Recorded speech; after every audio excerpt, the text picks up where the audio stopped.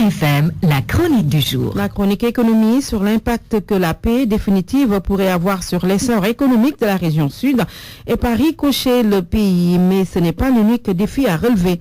Makumba Beya. Le président de la République a voulu que la Casamance soit le pôle expérimental de la territorialisation des politiques publiques.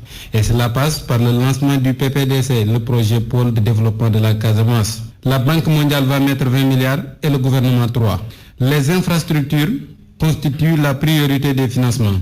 Des ponts, des routes ou pistes de développement et la mécanisation de l'agriculture.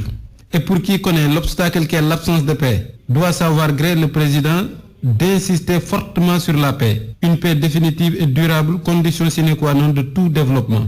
Rien de significatif ne pousse sur des braises. Tant que les gens risqueront leur vie en allant cultiver leurs champs, les conditions n'auront pas été réunies pour enclencher le cercle vicieux qui peut mener vers un véritable développement. Personne ne va risquer sa vie en pourchassant un revenu. Personne non plus ne va risquer à investir dans un endroit où les balles peuvent crépiter à n'importe quel moment. Selon l'Institut de l'économie et de la paix, si seulement un quart des conflits dans le monde arrivait à un terme, cela permettait une addition de 2000 milliards de dollars de richesse. Et selon le GPI, l'indice global de la paix, le Sénégal occupe la 85e place sur 162 pays classés. Il y a donc des efforts à faire pour un pays où les gens sont tellement prompts à d'abord indiquer la stabilité. Le premier élément d'un environnement des affaires solides est la paix.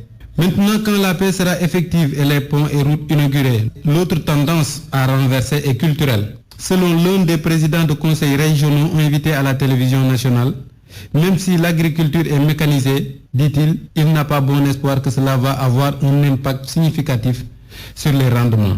Parce que les jeunes n'aiment pas aller au champ. C'est une autre paire de manches. Selon toujours les débatteurs, 80% des terres sont cultivées par les femmes. Et si vous avez bien entendu la directrice des opérations de la Banque mondiale, Mme Vera Songwe, elle semble plus encline à financer celles qui travaillent, puisqu'il s'agit d'elle. Nous sommes tellement prompts à dire par exemple, regardez ces Guinéens dont le sous-sol renferme tout mais qui n'en profitent pas. Commençons par balayer devant notre propre porte. Et cela commencerait par faire remplir le grenier national avec les potentialités de la partie du champ la plus fertile. Et pour cela, il faut que davantage d'hommes pensent à travailler davantage.